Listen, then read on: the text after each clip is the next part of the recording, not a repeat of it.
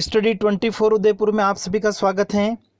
आज के इस वीडियो में हम द रेशनल एक्सपेक्टेशन हाइपोथेसिस विवेकपूर्ण प्रत्याशाओं की जो परिकल्पना है उसका सेकंड पार्ट जो है उसके बारे में आज हम डिस्कस करेंगे।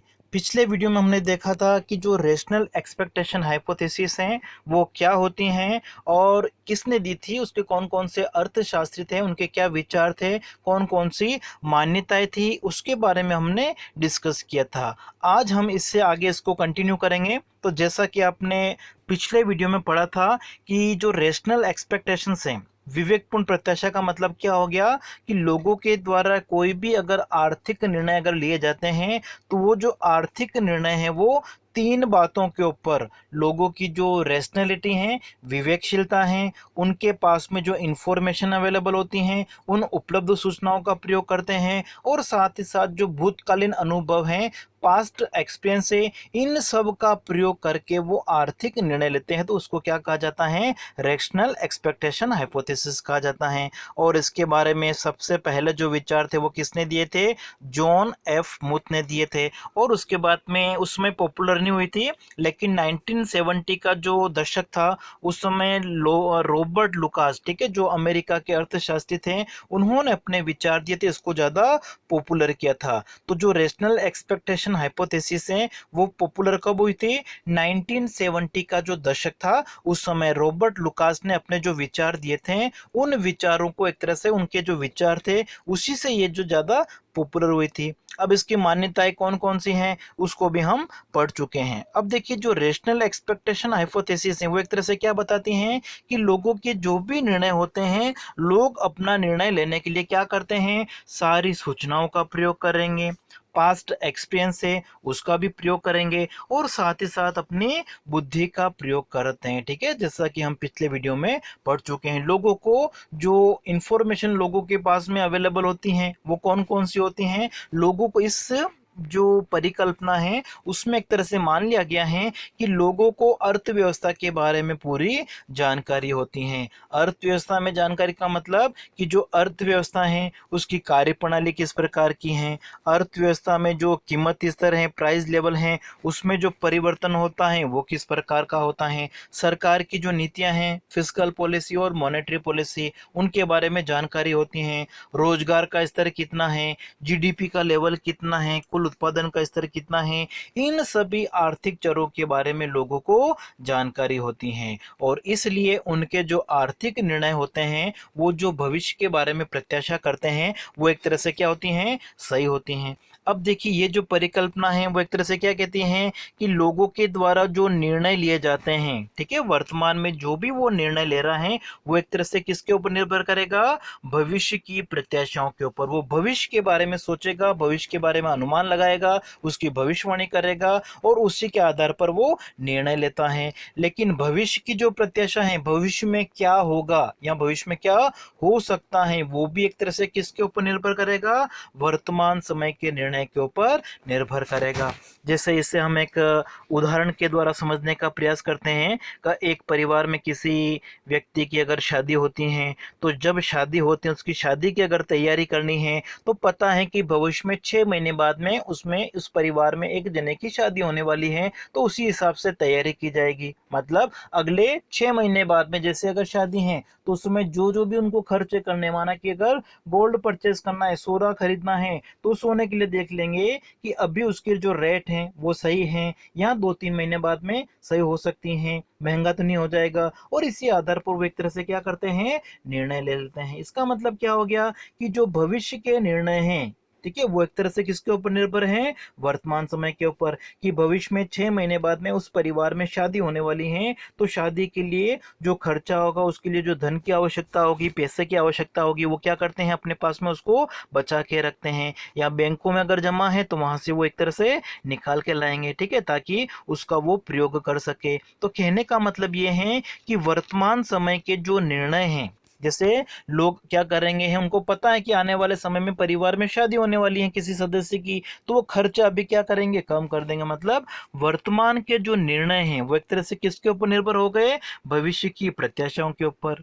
भविष्य में शादी है, जैसे सोना हो सकता है कि शादियों का जब सीजन आएगा उस समय महंगा हो जाएगा, तो वो क्या करते हैं, अभी उसको खरीद लेते हैं। तो वर्तमान के जो निर्णय होते हैं वो भविष्य की क्या संभावना है, भविष्य के बारे में क्या एक्सपेक्टेशन है, उसके ऊपर भी निर्भर करता है। और भविष्य के बारे में जो एक्सपेक्टेशन किया जा रहा है वो एक तरह से वर्तमान के निर्णय से प्रभावित होता है। ठीक है, आर्थिक एजेंट जो हैं वो जो भी अनुमान लगाते हैं वो जरूर है कि उनके जो अनुमान हो वो हमेशा सही हो। ठीक है, जो आर्थिक एजेंट है उनकी जो एक्सपेक्टेशंस होती हैं भविष्य के बारे में, जो प्रेडिक्ट करते हैं, जो अनुमान लगाते हैं, जो भविष्यवाणी करते हैं, वो भविष्यवाणी हमेशा एक तरह से सही होना आवश्यक नहीं होता है। ठीक है, लेकिन अगर इसका प्रभाव हम कलेक्टिवली देखें, मतलब सभी का मिला के अगर हम प्रभाव देखें, तो सामान्यतः ये जो प्रभाव है उनकी जो सोच होगी वो एक तरह से क्या होगी, सही होगी। तो आर्थिक एजेंटों की जो प्रत्याशाएं होती हैं, भविष्य के बारे में जो अनुमान लगाया जाता है, वो हमेशा सही होना, एक्यूरेट होना कोई आवश्यक नहीं होता है। लेकिन अगर हम उनका अंदाजा देखें तो एक तरह से एवरेज अगर हम उसका देखें तो एवरेज जो है एक तरह से क्या होगा, सही होगा। क्योंकि कुछ लोगों के अनुमान गलत हो सकते हैं, लेकिन सभी का अगर हम देखें, सभी का मिला के उनका जो सामूहिक निर्णय हम देखें, ठीक है, कलेक्टिवली डिसीजन अगर देखें, उन सभी का मिलाकर अगर सामूहिक निर्णय देखा जाए तो अधिकांशतः जो उन्होंने सोचा था भविष्य के बारे में वो एक तरह से क्या होगा, सही होगा। ठीक है, इसलिए जो हमारी ये परिकल्पना है वो एक तरह से क्या करती हैं कि सरकार के द्वारा जो भी पॉलिसी बनाई जाती हैं, जो भी नीतियां बनाई जाती हैं, या फिस्कल पॉलिसी और मॉनेटरी पॉलिसी का जो यूज किया जाता है, उनको यूज करने में एक तरह से क्या करना चाहिए, इस परिकल्पना का मतलब लोगों की जो एक्सपेक्टेशन है उनको भी एक तरह से ध्यान में रखना चाहिए। सरकार के द्वारा जो भी नीतियां बनाई जाती हैं, आर्थिक नीतियां, चाहे वो मौद्रिक नीति हो, राजकोषीय नीति हो, आय के संदर्भ में नीति हो, किसी भी प्रकार की नीति हो, उन नीतियों में सरकार को क्या करना चाहिए, लोगों की जो एक्सपेक्टेशंस होती हैं उनको एक तरह से ध्यान में रखना चाहिए।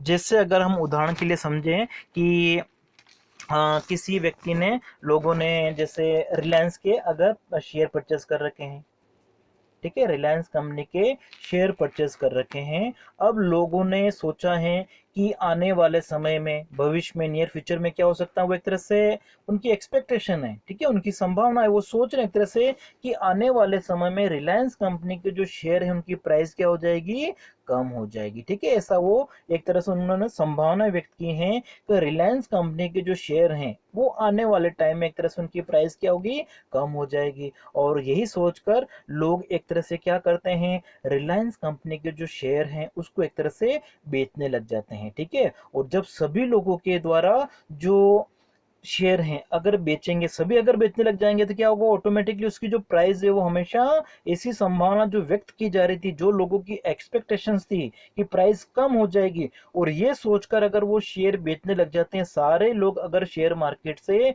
पैसा जो है वो, मतलब इनके जो शेयर हैं अगर शेयर मार्केट में वापस बेच देंगे, तो इसका मतलब क्या हो जाएगा, ऑटोमेटिकली जैसा कि लोगों ने एक्सपेक्ट किया था, लोगों ने जैसा सोचा था कि प्राइस कम हो जाएगी, उसकी प्राइस क्या हो जाती है, कम हो जाती हैं। इसलिए जो पॉलिसी बनाई जाती हैं उस पॉलिसी को बनाने में लोगों की जो एक्सपेक्टेशंस होती हैं, ठीक है, लोग उसके बारे में क्या सोचते हैं उसको भी एक तरह से सम्मिलित करना चाहिए। ठीक है, जब लोगों की एक्सपेक्टेशंस को पॉलिसी में सम्मिलित कर लिया जाएगा तो इस स्थिति में उन्होंने जो डिसीजन लिया था, उन्होंने जैसा सोचा था उसको एक तरह से रोका जा सकता है। ठीक है, उन्होंने सोचा था कि प्राइस कम हो जाएगी, तो लोगों की क्या एक्सपेक्टेशंस है उनको भी पॉलिसी में एक तरह से शामिल करना चाहिए। ठीक है, जो रेशनल एक्सपेक्टेशन हाइपोथेसिस है वो क्या कहती हैं कि सरकार के द्वारा जो भी पॉलिसी बनाई जाती है उन पॉलिसी में लोगों की जो एक्सपेक्टेशंस होती हैं उसको भी एक तरह से शामिल करना चाहिए।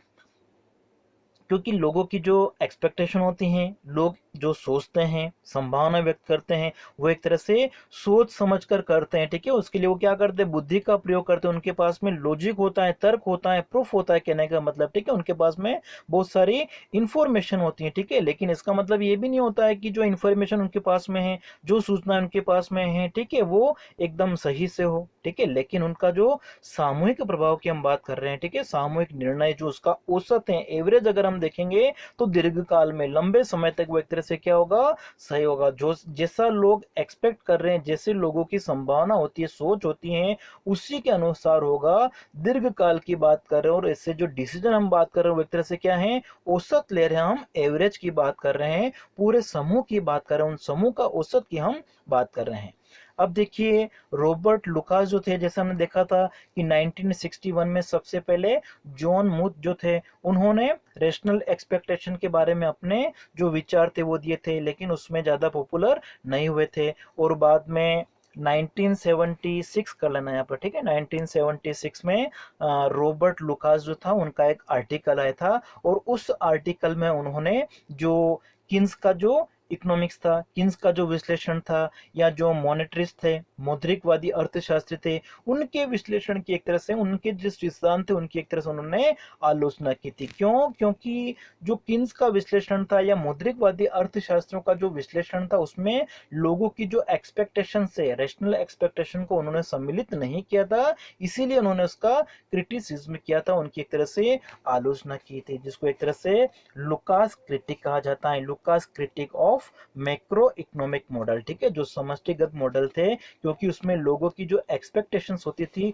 उनको सम्मिलित नहीं किया जाता था, ठीक है। 1970 से पहले की अगर हम बात करें तो रॉबर्ट लुकास थे, वो क्या कहते थे कि 1970 से पहले, मतलब उन्होंने जो अपने विचार दिए थे उनसे पहले की अगर हम बात कर रहे हैं, तो सरकार के द्वारा जो भी पॉलिसी बनाई जाती है, सरकार के द्वारा जो भी इकोनॉमिक मॉडल है, जो आर्थिक मॉडल वो बनाए जाते हैं, वो एक तरह से सही नहीं होते हैं, वो एक्यूरेट नहीं होते हैं। क्यों नहीं होते हैं? क्योंकि उन सरकार की नीतियों में, सरकार की जो पॉलिसी, उसमें लोगों की जो एक्सपेक्टेशंस होती हैं उनको सम्मिलित नहीं किया गया है। इसलिए रॉबर्ट लुकास क्या कहते हैं कि सरकार के द्वारा जो भी आर्थिक मॉडल बनाए जाते हैं, जो पॉलिसी बनाई जाती हैं, वो लोगों की एक्सपेक्टेशंस के हिसाब से ही बनानी चाहिए। लोगों की जो एक्सपेक्टेशन होती है, लोगों की जो प्रत्याशाएं होती हैं, लोगों की जो सोच होती हैं, ठीक है, कि ऐसा हो सकता है वो भविष्य के बारे में, उस एक्सपेक्टेशन को भी सरकार को अपनी आर्थिक नीतियों में सम्मिलित करना चाहिए, ठीक है। उनका क्या मानना है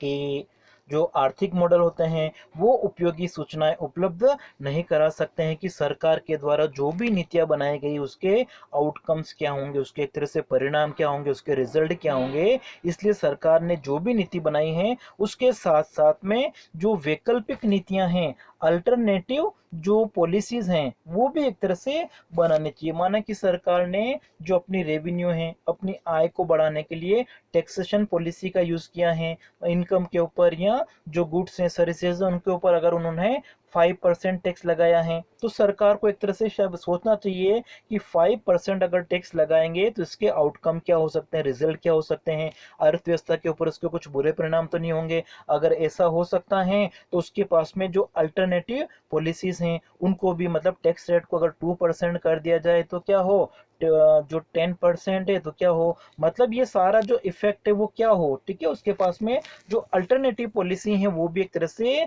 शामिल करनी चाहिए, ठीक है। तभी जो सरकार की नीतियां हैं वो एक तरह से सक्सेस हो सकती हैं, क्योंकि लोगों ने एक तरह से क्या किया है, अपने पास्ट एक्सपीरियंस से सीखा है, जो भूतकालीन जो उनका अनुभव है उनसे सीखा है कि सरकार के द्वारा इस प्रकार की नीतियों का अनुसरण किया जाएगा, ठीक है। कि जैसे मंदी की स्थिति है तो अर्थव्यवस्था में मंदी की स्थिति है, तो मंदी की स्थिति को दूर करने के लिए सरकार क्या करेगी, अगर फिस्कल पॉलिसी यूज करेगी तो फिस्कल पॉलिसी में सरकार जो टैक्सेशन है, करों की मात्रा में कमी कर देगी, जो अपना एक्सपेंडिचर है उसको वो बढ़ा देगी। या मॉनेटरी पॉलिसी की अगर हम बात करें तो सरकार क्या करेगी, जो मनी सप्लाई है उसको बढ़ा देगी। या सरकार क्या कर सकती है, घाटे का बजट बना सकती है। तो मंदी को नियंत्रित करने के लिए सरकार कौन कौन सी पॉलिसी बना सकती है, लोगों ने अपने पास्ट एक्सपीरियंस से सीख लिया है, ठीक है, लोग उसके बारे में जानते हैं, इसलिए सरकार कौन सी नीतियां बनाई जाएगी इसकी जानकारी लोगों को पहले से हो जाती है। और लोग जो होते हैं वो एक तरह से क्या करते हैं, इसके बारे में पहले से एक तरह से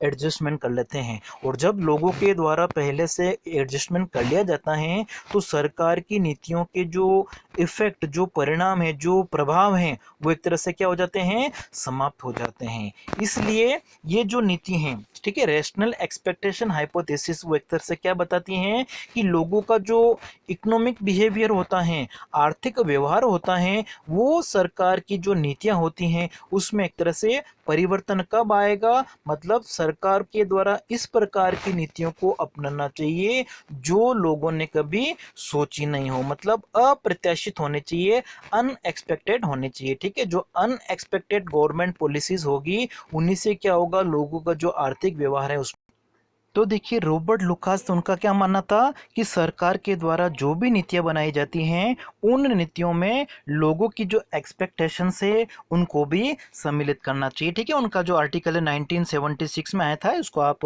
थोड़ा करेक्ट कर लेना, पहले 1977 टाइप हो गया था, तो 1976 में उनका आर्टिकल आया था, उसमें उन्होंने रेशनल एक्सपेक्टेशन के बारे में अपने विचार दिए थे।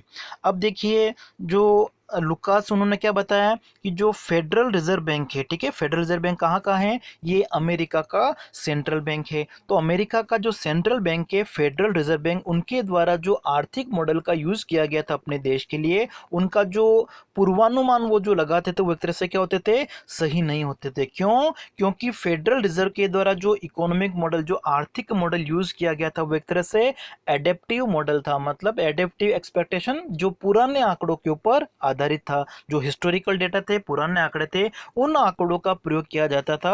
और इसी कारण से वो जो फोरकास्ट करता था, जो भविष्य के बारे में पूर्वानुमान लगा था, वो एक तरह से सही नहीं होते थे, क्योंकि इन मॉडल में एक तरह से लोगों की जो एक्सपेक्टेशंस होती थी उनको सम्मिलित नहीं किया गया था। जैसे अगर हम हिस्टोरिकल डेटा की बात कर रहे हैं तो जो फिलिप्स कर्व हैं, ठीक है, फिलिप्स वक्र जो AW फिलिप्स के द्वारा दिया गया था, तो फिलिप्स वक्र एक तरह से क्या दर्शाता है कि बेरोजगारी की दर और मुद्रास्फीति, अनएम्प्लॉयमेंट और इन्फ्लेशन के बीच में इनवर्स रिलेशनशिप होती हैं, विपरीत संबंध पाया जाता है। तो ये एक तरह से किसके ऊपर डिपेंड था, हिस्टोरिकल डेटा, मतलब पिछले आंकड़ों का अध्ययन करके AW फिलिप्स ने बताया था कि मुद्रा मजदूरी और जो बेरोजगारी हैं उनके बीच में विपरीत संबंध पाया जाता है। लेकिन अगर हम देखें तो जो सरकार है वो एक तरह से क्या कर सकती है, इसमें चेंज कर सकती है, ठीक है। चेंज कैसे कर सकती हैं उसको आगे हम समझने का प्रयास करते हैं, क्योंकि देखिए जो फिलिप्स कर्व वो क्या बताता है,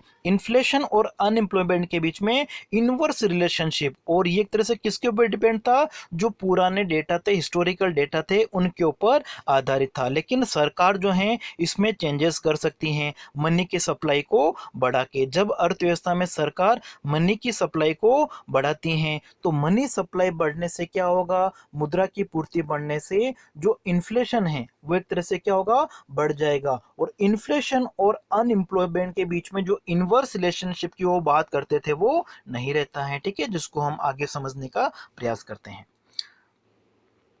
तो फिलिप्स वक्र एवं विवेकपूर्ण प्रत्याशा, तो फिलिप्स कर्व जो है वो किसने दिया था, AW फिलिप्स ने दिया था, और जो क्या बताता है, अनएम्प्लॉयमेंट, बेरोजगारी और इन्फ्लेशन, इस स्थिति के बीच में विपरीत संबंध, इनवर्स रिलेशनशिप को बताता है। और बाद में फ्रीडमैन ने जो है आधुनिक मॉडर्न फिलिप्स कर्व दिया था, ठीक है, जिसमें उन्होंने क्या बताया कि फ्रीडमैन ने बताया कि जो AW फिलिप्स ने माना था कि बेरोजगारी और स्फीति में विपरीत संबंध होता है, तो ये क्या होता है, अल्पकाल के लिए तो सही है, ठीक है। फ्रीडमैन का क्या मानना था कि अल्पकाल में, शॉर्ट टर्म में जो इन्फ्लेशन है और अनएम्प्लॉयमेंट है उनके बीच में ट्रेड ऑफ हो सकता है, विपरीत संबंध हो सकता है, लेकिन दीर्घ काल में एक तरह से इनके बीच में विनिमय नहीं होता है, मतलब दीर्घ काल में इनके बीच में जो संबंध है, ठीक है, जो फिलिप्स कर्व है वो किस तरीके से बन जाएगा, वर्टिकल बन जाएगा। जबकि शॉर्ट टर्म जो है उसमें इनवर्स रिलेशनशिप को हम शो करने के लिए इस तरीके से हम फिलिप्स कर्व बना सकते हैं। तो ये जो फिलिप्स कर्व कब होगा, शॉर्ट रन में, लेकिन लॉन्ग रन में कैसा होता है, वर्टिकल हो जाता है। वर्टिकल का मतलब क्या हो गया, अनएम्प्लॉयमेंट, बेरोजगारी और इन्फ्लेशन, मुद्रास्फीति के बीच में विनिमय नहीं होता, ट्रेड ऑफ नहीं होता है। अब देखिए जो रेशनल एक्सपेक्टेशन हाइपोथेसिस है, ठीक है, वो एक तरह से क्या मानती हैं कि देखिए फ्रीडमैन जो था, ठीक है, फ्रीडमैन ने क्या माना था कि जो फिलिप्स कर्व हैं, ठीक है, वो एक तरह से क्या है, जो पिछले डेटा हैं, ठीक है, उनके ऊपर आधारित था। ठीक है, उन्होंने कीमत के बारे में जो अनुमान लगाए थे, जो इन्फ्लेशन के बारे में उन्होंने जो विचार दिए थे, वो एक तरह से क्या थे, पिछले आंकड़ों पे आधारित थे, जिसमें जो लोग हैं उनको एक तरह से इरेशनल, अविवेकी एक तरह से माना गया था। क्योंकि रेशनल एक्सपेक्टेशन हाइपोथेसिस है, उसमें एक तरह से क्या माना गया है कि लोग एक तरह से क्या करेंगे, इस प्रकार की जो गलती हैं वो नहीं करेंगे। मतलब जो विवेकपूर्ण व्यक्ति हैं, जो रेशनल लोग होते हैं, वो एक तरह से क्या करेंगे, केवल पिछली स्थिति अनुभव के आधार पर ही, पिछले जो आंकड़े हैं, पुराने जो आंकड़े हैं, उसके आधार पर ही केवल स्थिति का अनुमान नहीं लगाएंगे कि पिछले 10 वर्षों में कीमतों में वृद्धि की क्या प्रवृत्ति रही है, केवल इसी के आधार पर वो निर्णय नहीं लेते हैं। फ्रीडमैन ने माना था कि केवल पिछली स्थिति का जो अनुभव है उसी के आधार पर निर्णय लिए जाते हैं, क्योंकि लोग एक तरह से क्या होते हैं, अविवेकी होते हैं, इरेशनल होते हैं। लेकिन जो रेशनल एक्सपेक्टेशन हाइपोथेसिस है, उसको मानने वाले जो अर्थशास्त्री वो क्या कहते हैं कि लोग एक तरह से क्या होते हैं, रेशनल होते हैं। विवेकपूर्ण व्यक्ति जो होंगे वो इस प्रकार की मिस्टेक नहीं करेंगे। वो भविष्य के बारे में अगर कुछ भविष्यवाणी करते हैं, ठीक है, कोई प्रेडिक्शन अगर भविष्य के बारे में वो सोचते हैं, तो वो एक तरह से क्या करेंगे, अपने पास उपलब्ध सारी सूचनाओं का वो प्रयोग करेंगे। पिछले डेटा हैं उनका भी वो प्रयोग करेंगे, सारी जो इंफॉर्मेशन उनके पास में उपलब्ध है उसका भी वो प्रयोग करेंगे, और इसके साथ साथ वो अपनी बुद्धि का भी प्रयोग करेंगे। ठीक है, इसलिए जो रेशनल एक्सपेक्टेशन हाइपोथेसिस है वो एक तरह से क्या करती हैं, लोग जो भविष्यवाणी करते हैं उसके लिए वो केवल पुराने आंकड़ों, जो हिस्टोरिकल डेटा है, उसी के प्रयोग करने नहीं बताता है। उसके साथ साथ में जो लोग हैं उनको रेशनल भी मानता है, अपनी बुद्धि का भी प्रयोग करता है, और अपने पास उपलब्ध समस्त सूचना का वो प्रयोग करते हैं। अब देखिए इसको समझने के लिए हम एक ये डायग्राम ले लेते हैं, जिसमें हमने फिलिप्स वक्र को लेके समझाने का प्रयास किया है। इसमें जो ओ एक्स अक्ष है, इधर हमने अनएम्प्लॉयमेंट लिया है, ओ वाई अक्ष की तरफ हमने इन्फ्लेशन लिया है। ये हमारा अल्पकालीन फिलिप्स वक्र है, ठीक है, फर्स्ट, और ये हमारा अल्पकालीन फिलिप्स वक्र 2 है, जो क्या दर्शाता है, इन्फ्लेशन और अनएम्प्लॉयमेंट के बीच में विपरीत संबंध, इनवर्स रिलेशनशिप को बताता है। और SPC3 ये हमारा क्या है, लॉन्ग रन फिलिप्स कर्व है। ठीक है, ये हमारा लॉन्ग रन जो दीर्घकालीन फिलिप्स वक्र इसको हम कह सकते हैं। ठीक है, अब देखिए सबसे पहले अगर हम मान लेते हैं कि माना कि अर्थव्यवस्था में जो अनएम्प्लॉयमेंट की रेट है, ठीक है, वो कितनी है, 3% है, ये वाली, और जो इन्फ्लेशन है, ठीक है, उसकी रेट कितनी है, 2% है। तो इसी कंडीशन में हमारा जो ये फिलिप्स वक्र है, ठीक है, अनएम्प्लॉयमेंट की रेट हमने कितनी मान ली है, 3%, और इन्फ्लेशन कितना है, 2% है, और अर्थव्यवस्था जो है वो कहाँ पे है, इस ए बिंदु पर है। अब देखिए अनएम्प्लॉयमेंट कितना है, 3% है। इसको कम करने के लिए सरकार एक तरह से क्या करती है, अर्थव्यवस्था में मुद्रा की जो पूर्ति है उसको बढ़ाती है, मनी की सप्लाई को वो क्या करती हैं, बढ़ाती हैं। और जब सरकार के द्वारा अर्थव्यवस्था में मनी की सप्लाई को बढ़ाया जाएगा, तो मनी सप्लाई बढ़ाने से क्या होगा, जो प्राइस है वो भी एक तरह से क्या होगी, बढ़ेगी। ठीक है, वस्तुओं एवं सेवाओं की जो कीमतें वो क्या होगी, बढ़ेगी। अब देखिए वस्तुओं एवं सेवाओं की कीमतें बढ़ने से जो हम वस्तुओं की मांग की बात करें अगर, ठीक है, तो वस्तुओं की जो मांग है उसके ऊपर क्या प्रभाव पड़ेगा, उसको हम देखते हैं कि ए बिंदु पर स्थिति है जहां पर अनएम्प्लॉयमेंट कितना है, 3% है, और इन्फ्लेशन की रेट कितनी है, 2% है। इससे क्या होगा, अर्थव्यवस्था में कीमतों में वृद्धि होगी। अब देखिए कीमतों में वृद्धि होने से जो उत्पादक हैं, ठीक है, वो अगर सोचते हैं कि वस्तुओं की कीमतों में वृद्धि होने का कारण क्या है, कि उनके द्वारा जिन वस्तुओं का उत्पादन किया जा रहा है उन वस्तुओं की मांग क्या हो गई है, बढ़ गई है। क्लियर हो गया कि उत्पादक हैं वो क्या सोच रहे हैं, ये जो कीमतें बढ़ गई हैं उसका कारण वो क्या सोच रहे हैं, उनके द्वारा उत्पादित वस्तु की जो मांग है वो अर्थव्यवस्था में क्या हो गई है, बढ़ गई है। और ये सोचकर वो क्या करते हैं, अर्थव्यवस्था में उत्पादन को बढ़ाते हैं, और उत्पादन बढ़ने से क्या होगा, रोजगार का स्तर भी क्या होगा, बढ़ जाएगा। और रोजगार जब बढ़ेगा तो जो अनएम्प्लॉयमेंट है, ठीक है, बेरोजगारी है वो एक तरह से क्या होगी, कम हो जाएगी, क्योंकि उत्पादन की मांग बढ़ गई है। उत्पादन की मांग को पूरा करने के लिए अधिक लोगों को रोजगार पर काम पर लगाया जाएगा, जिससे अर्थव्यवस्था में बेरोजगारी वो एक तरह से क्या हो जाती है, कम हो जाती है। तो सरकार ने क्या सोचा था, बेरोजगारी को कम करने के लिए मुद्रा की पूर्ति को बढ़ाया जाए। ठीक है, तो प्रारंभ में माना कि ऐसा हो गया है। अब यहाँ पर लोगों ने जो गलती, उत्पादकों ने जो गलती की थी, उन्होंने क्या सोचा था, उन्होंने भूल की थी एक तरह से कि वस्तुओं की जो कीमतें बढ़ गई उसका कारण क्या है, उनके द्वारा उत्पादित वस्तुओं की मांग बढ़ जाना। इसी तरीके से जो वर्कर्स हैं, जो काम करने वाले श्रमिक हैं, वो भी एक तरह से गलती करते हैं। वो सोचते हैं कि कीमतों में ये जो वृद्धि हुई है, ठीक है, कीमतों में वृद्धि होने का कारण क्या है, अपना जो उद्योग है वो एक तरह से ग्रोथ कर रहा है, ठीक है, उसकी रेपुटेशन मार्केट में एक तरह से बढ़ गई, उनके द्वारा उत्पादित वस्तु की मांग क्या है, ज्यादा है। ये सोचकर जो वर्कर्स हैं, श्रमिक है, वो भी क्या करते हैं, अपनी मजदूरी को बढ़ाने की मांग करते हैं। ठीक है, जिससे मौद्रिक मजदूरी क्या हो जाती हैं, बढ़ जाती हैं। और मौद्रिक मजदूरी बढ़ने से, ठीक है, अब क्या होता है, कीमतों में निरंतर वृद्धि हो रही है वस्तुओं की, मौद्रिक मजदूरी भी बढ़ गई हैं, इसलिए इन्फ्लेशन एक तरह से वो कहाँ पे आ जाती हैं, 4% की दर पे आ जाती हैं। और जो ए बिंदु है, ठीक है, वहां से अर्थव्यवस्था कहाँ पे आ जाती है, बी बिंदु पर, जहां पर अनएम्प्लॉयमेंट है वो कम होकर बेरोजगारी में कमी आ गई। कितनी हो गई, 3% से वो 2% ही रह गई हैं। तो यहाँ तक आपको समझ में आ गया होगा। अब देखिए, जो फर्में हैं, जो वर्कर्स हैं, उनको लगता है कि अर्थव्यवस्था में क्या हुआ है कि सभी जो उद्योग हैं उनमें एक तरह से कीमतें क्या हो गई हैं, बढ़ गई हैं। सारे उद्योगों में क्या हो गई हैं, वेजेस बढ़ गई हैं। जब संपूर्ण अर्थव्यवस्था में वस्तुओं की कीमतें बढ़ जाती हैं, मजदूरी दर अगर बढ़ जाती हैं, तो ऐसी स्थिति में जो उत्पादक फर्में हैं उनको लगेगा कि उनके द्वारा उत्पादित वस्तुओं की जो कॉस्ट हैं, लागत हैं, वो भी एक तरह से क्या हो गई हैं, बढ़ गई। उत्पादन की लागत बढ़ गई, क्योंकि देखिए मुद्रास्फीति की दर अब कितनी हो गई है, 4% हो गई है। और जो वर्कर्स हैं, काम करने वाले श्रमिक हैं, उनको भी लगता है कि इन्फ्लेशन बढ़ गया है, इसलिए उनकी वास्तविक मजदूरी क्या हो गई है, कम हो गई। मौद्रिक मजदूरी चाहे बढ़ गई है, लेकिन वास्तविक मजदूरी क्या हो गई है, कम हो गई है। इसलिए जो वर्कर्स है, श्रमिक है, वो भी एक तरह से क्या करते हैं, मजदूरी बढ़ाने का एक तरह से दबाव डालते हैं। और मजदूरी बढ़ाने का जो दबाव डाला जाता है, उससे एक तरह से अर्थव्यवस्था के ऊपर क्या प्रभाव पड़ेगा। अब देखिए, अर्थव्यवस्था का जो नया संतुलन बिंदु है, ठीक है, वो कहाँ पे स्थापित हो जाएगा, जो हमारा फिलिप्स कर्व है उसके सी बिंदु पर आ जाएगा। ठीक है, क्योंकि अब श्रमिकों के द्वारा क्या किया जा रहा है, अधिक मजदूरी, मजदूरी बढ़ाने का दबाव डाला जा रहा है, जिससे जो उत्पादक है वो क्या करेंगे, जो श्रमिक है उनकी एक तरह से कटौती करेंगे, जिससे अर्थव्यवस्था में क्या होगा, बेरोजगारी क्या होगा, वापस फैलेगी। क्योंकि श्रमिकों के द्वारा, श्रमिकों ने सोचा है कि जो मजदूरी बढ़ गई है अर्थव्यवस्था में, जो कीमतें बढ़ गई हैं, महंगाई आ गई है, इन्फ्लेशन हो गया है, उस वजह से वो अपनी मजदूरी बढ़ाना चाहते हैं।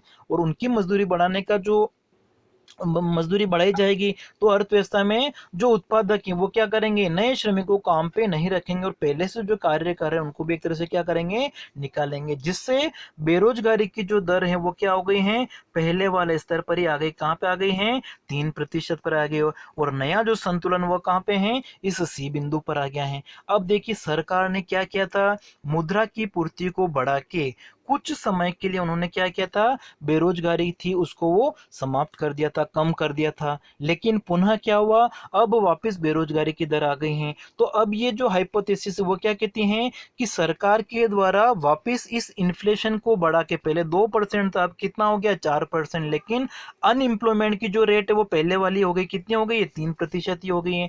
तो ये जो हाइपोथेसिस वो क्या मानती है कि अब सरकार जो है लोगों को मूर्ख नहीं बना सकती, मतलब मनी की सप्लाई को बढ़ा के अब वो जो पहले उसने कदम उठाया था, अब वो ऐसा नहीं कर सकती हैं, क्योंकि लोग एक तरह से क्या करेंगे, अर्थव्यवस्था में जो वस्तु एवं सेवाओं की जो उत्पादन लागत है, कॉस्ट है, जो प्राइस हैं, उन सारी गतिविधियों के बारे में वो ध्यान रखेंगे। ठीक है, तो इसलिए सरकार क्या करती हैं, लोगों को अधिक समय तक बेवकूफ नहीं बना सकती है, मतलब सरकार वापस मुद्रा की जो पूर्ति है उसको बढ़ा के कुछ समय के लिए अनएम्प्लॉयमेंट को वो कम नहीं कर सकती हैं, क्योंकि मुद्रा की सप्लाई को अगर बढ़ाया जाएगा तो लोग क्या करेंगे उसके बारे में वो पहले से अनुमान लगा लेते हैं। और मुद्रा पूर्ति बढ़ाने से सरकार ने सोचा था कि अनएम्प्लॉयमेंट है वो कम हो जाएगा, ऐसा नहीं हो पाता है, क्योंकि मुद्रा की पूर्ति बढ़ने से लोग जो है उत्पादक है उनको पता है कि इससे क्या होगा, कीमतें बढ़ जाएगी, लोगों को इसके बारे में जानकारी होती है,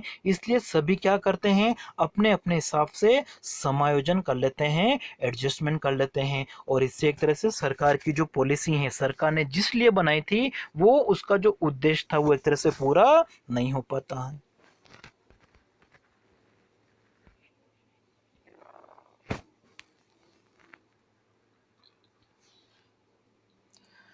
तो आपको समझ में आ गया होगा कि जो फिलिप्स वक्र हैं, ठीक है, उसमें जैसे हमने देखा कि सरकार क्या करती हैं, इन्फ्लेशन को बढ़ा के, ठीक है, इन्फ्लेशन को जब बढ़ा देती हैं कुछ समय के लिए जो रोजगार है उसकी मात्रा बढ़ जाती है, लेकिन ऐसा हमेशा नहीं होगा, क्योंकि अब लोगों को पता चल गया है कि सरकार ने जो मनी की सप्लाई बढ़ाई है उसके क्या प्रभाव होंगे। इसलिए जब अर्थव्यवस्था में इन्फ्लेशन की आशंका होती है, लोग ऐसा सोचते हैं, एक्सपेक्टेशन है उनकी ऐसी, तो इस स्थिति में वो क्या करेंगे, अधिक सैलरी की मांग करेंगे, अपनी मजदूरी बढ़ाने की मांग करेंगे, लेकिन जो उत्पादक हैं वो अधिक नौकरियां नहीं देंगे, ठीक है। इसलिए एक तरह से क्या होगा, अर्थव्यवस्था में जो संतुलन है वापस कहाँ पे आ जाएगा, उसी बिंदु पर आ जाएगा। मतलब अनएम्प्लॉयमेंट की तो रेट तो वही थी, लेकिन मुद्रा पूर्ति बढ़ाने से क्या हुआ, इन्फ्लेशन जो है वो बढ़ गया है, ठीक है। जो रोजगार को कम करना था, मतलब जो बेरोजगारी को कम करना था वो नहीं हुआ। मतलब अनएम्प्लॉयमेंट और इन्फ्लेशन के बीच में जो विपरीत संबंध होता है, ठीक है, वो यहाँ पर